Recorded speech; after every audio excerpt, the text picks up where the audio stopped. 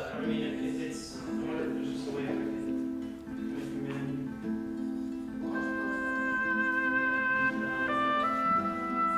See here, and then put it around here. Totally, yeah. And then I just put a phone over The problem is you don't want to get that hand in front of this, your face. In the Pygmalion Revisited episode, our biggest challenge was bringing a painting to life. And that journey started by bringing on the visual artist, the painter Andrew Moncrief. And Andrew does some really phenomenal work. It's quite subtly erotic, which I thought would also play into this. We had to find a delicate mix because the idea is Rudy, the painter, has been commissioned to paint a saint for an Orthodox church. Andrew's a total pro. He was awesome. We were working long distance, so it also meant that he was painting in his studio, and then we had to transport these massive paintings, 7 feet high by 5 feet wide, 4 of them, into Toronto and then to Hamilton where we were shooting. Along the way, we hit some roadblocks.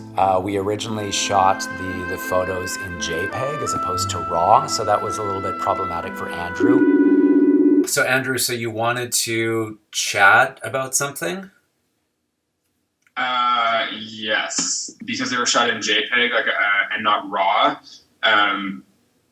There's a significant less amount of information in the image. So, like when it comes to working on such a massive scale for paintings, which is our 5 foot by 7 foot. We ended up having to go back and do the photo shoot again. But I think we actually got some better stuff the second time. So basically, Mark, we're back and we're trying to recreate the hero shot from the other day, from last week. It's all good, yeah. That was perfect. Your pose is perfect. Composition looks great. Problems were lighting is a little bit dark, and we also shot JPEGs instead of RAW, right? So our artist, Andrew Moncrief, in order to create these 7 foot by 5 foot paintings of you, needs as much detail as possible. And what happened is, like, when you start to zoom in, you start to lose detail, and it gets a little bit soft, especially on your underlit side. See, like, you know how you just kind of blend right into the background.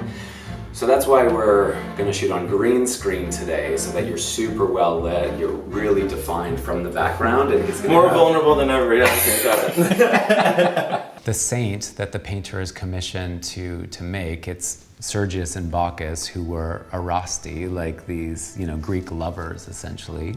And they were saints for, you know, centuries and centuries. And then finally in 1969, they were stripped of that title. They were decanonized, which I think it's kind of interesting. I mean, that's also 1969 with Stonewall, you know, but they were looked at as kind of these gay saints, kind of, you know, patron gay saints.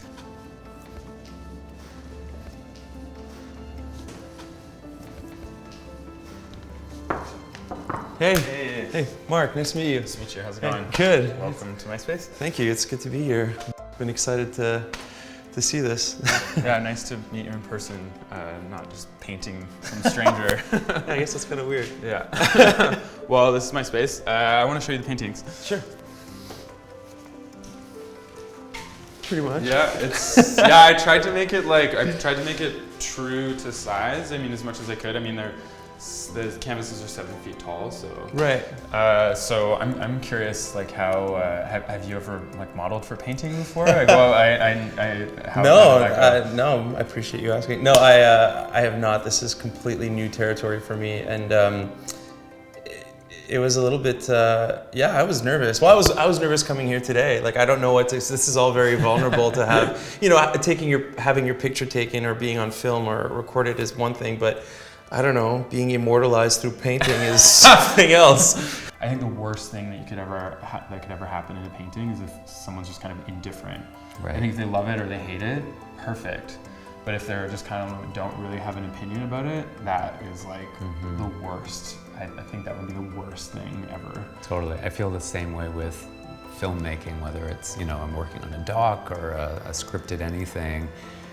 I want to incite conversation. I want people to walk away and feel like they want to dive in and chew on that and, you know, like bounce it off somebody with a friend. And like you said, I'm perfectly fine if you hate it, if it made you uncomfortable, if it made you, you know, want to yell at me.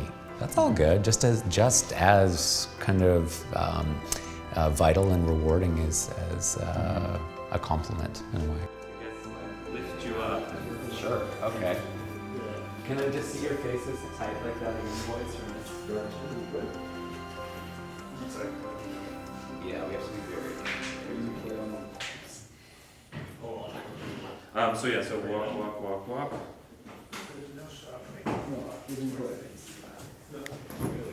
Oh, Sarty. We're back to Sarty. Okay, so how do you think the day is going so far? I think it's going pretty good. It's our second day at this location. It was a lot of crying for our director / talent. I haven't seen that many tears in a while, so I'm glad we got through it, and I'm glad we're kind of moving on to this really exciting portion of our day, which is a blue screen. We're going to try and recreate some movement from a static painting. That's our next little step. So we're pretty excited about that.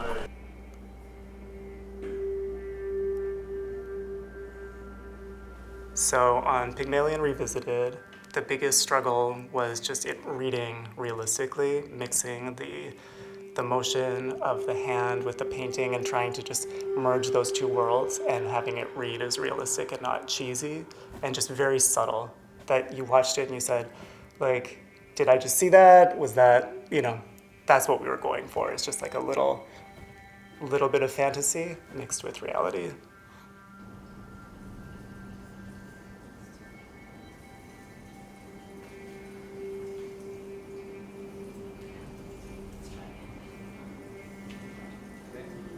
So it's like you've got this moment here, like you come down all the way. It's like you see him, like, you know, it doesn't have to be like a super big pause, but just like slow it down, small pause, and then go right into it. Because it's, you know, just kind of recognize like, okay, we're finally reconnected and we're in the wrong place. Scene 33, Hilo, take one, Mark.